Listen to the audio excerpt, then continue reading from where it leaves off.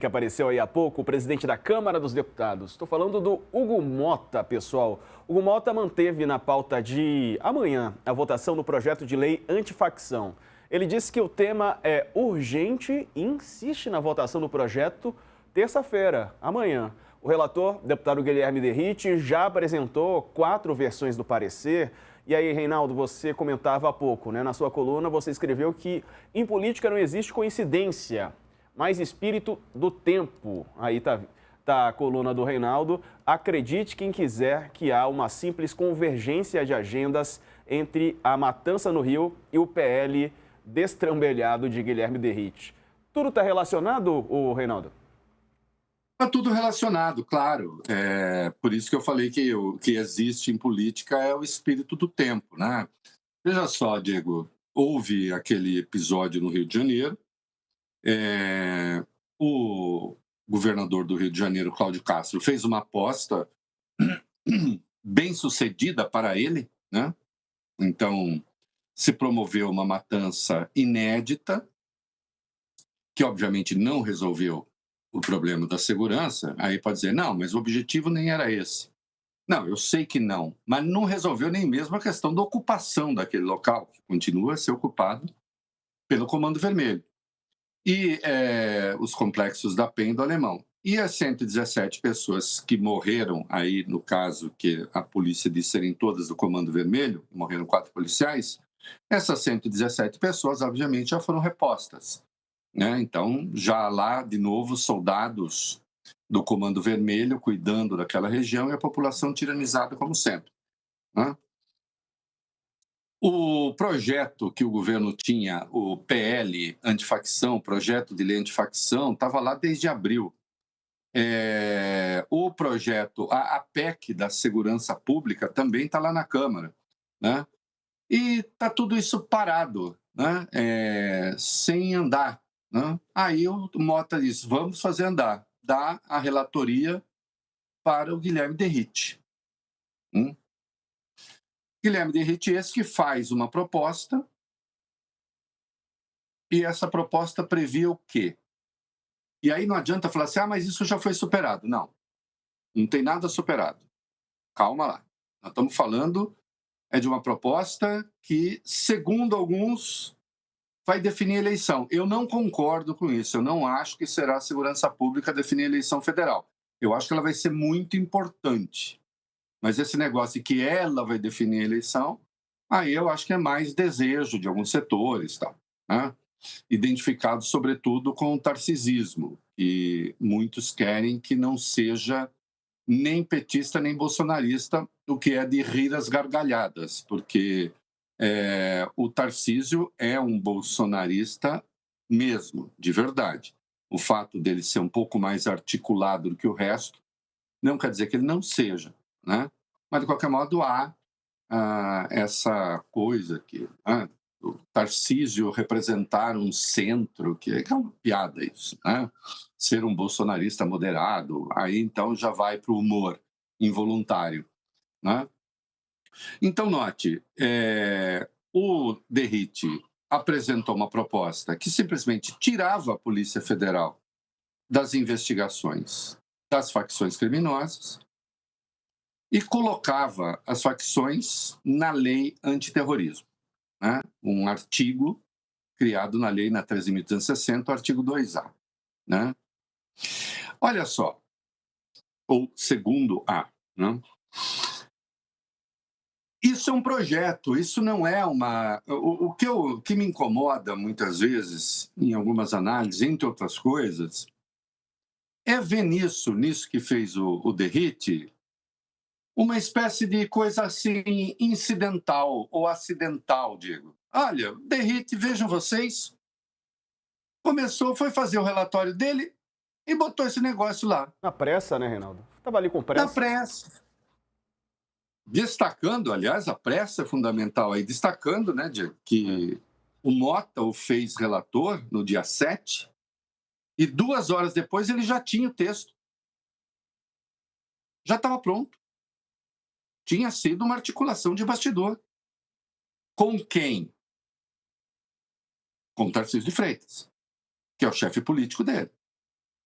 ou em política acontecem essas coisas assim, o cara tem um chefe político, faz um projeto dessa envergadura, dessa importância, com essas coisas gravíssimas que ali estavam, retirando a Polícia Federal,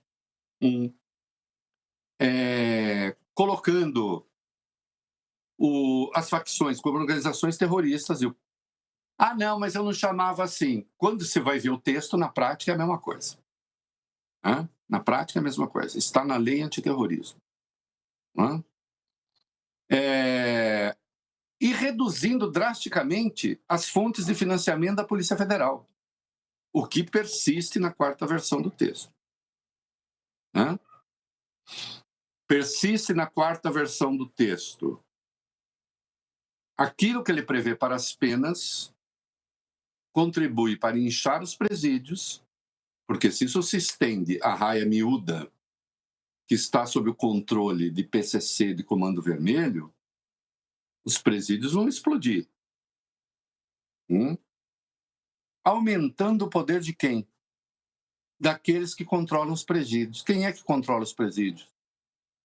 Comando Vermelho, PCC, Terceiro Comando, sei lá o quê. Então, é um projeto absurdo. As piores coisas foram retiradas, mas persistem coisas ali muito graves.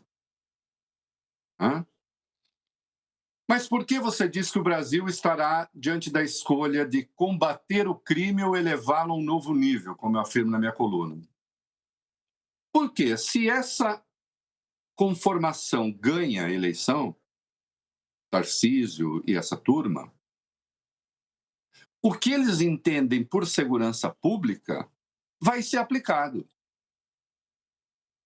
Vai ser aplicado. Ou vocês acham que eles vão desistir daquilo que eles tinham em mente? Por que desistiriam? Não vão desistir.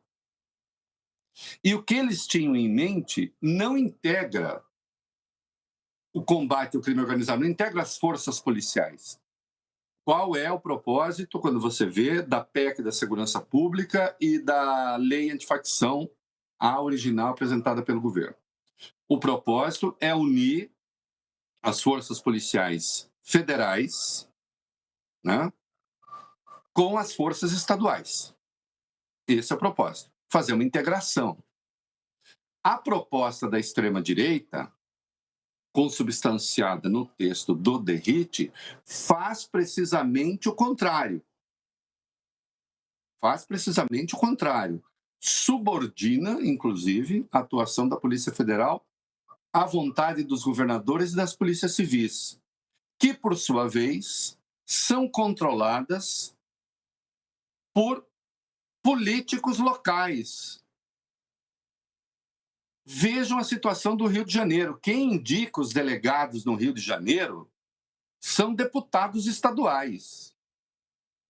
E mais Flávio Bolsonaro. Flávio Bolsonaro controla a segurança pública do Rio de Janeiro.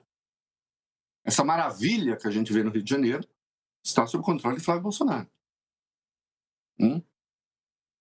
Então, na verdade, o que o Derrite tentou fazer, só que isso se tornou público, foi uma nova PEC da blindagem, porque isso, tirando a Polícia Federal do combate ao crime organizado e às facções, você está protegendo políticos. É disso que se trata.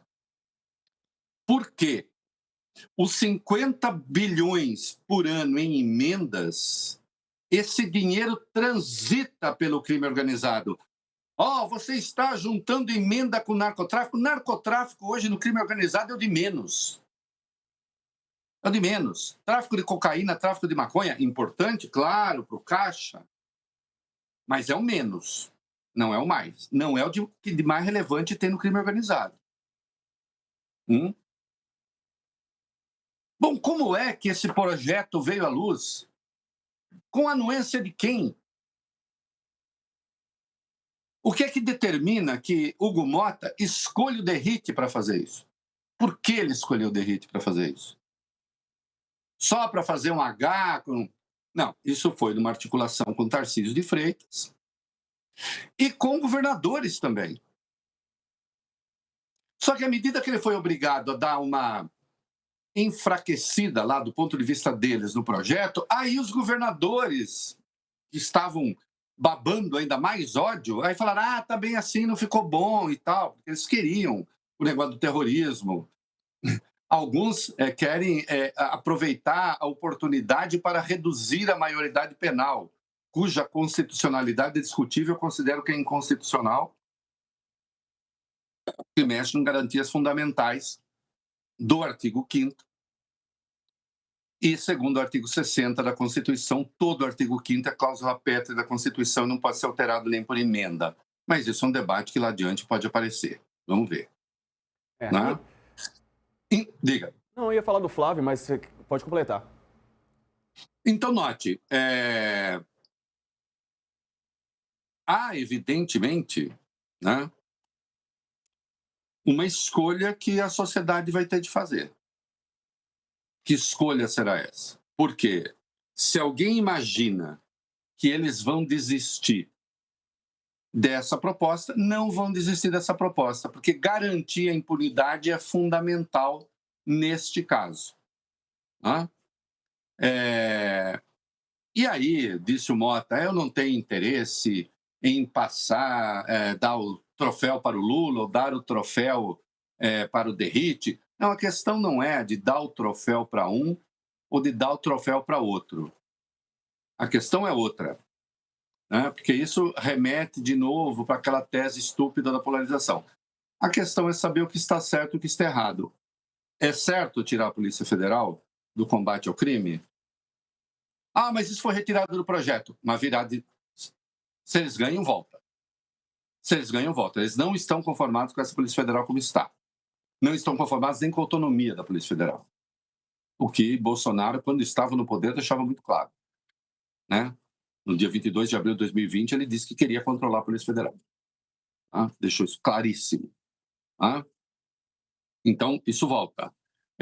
A questão do terrorismo. Mesmo agora, na tramitação dessa proposta, o Sóstenes Cavalcantes da vida, que é o líder do PL na Câmara, diz que eles vão voltar, vão insistir nessa questão. Né? Há uma certa garantia de que excesso de loucura não passa porque há o Senado. Né? Outras maluquices feitas na Câmara com patrocínio do seu Hugo Mota já foram barradas no Senado. A mais notável delas, a PEC da blindagem. Então, vamos contar que, eventualmente, saindo uma coisa pavorosa, o Senado barre. Só que, atenção, isso também não resolve, porque a gente precisa ter a aprovação da PEC antifacção, porque é preciso combater o crime organizado.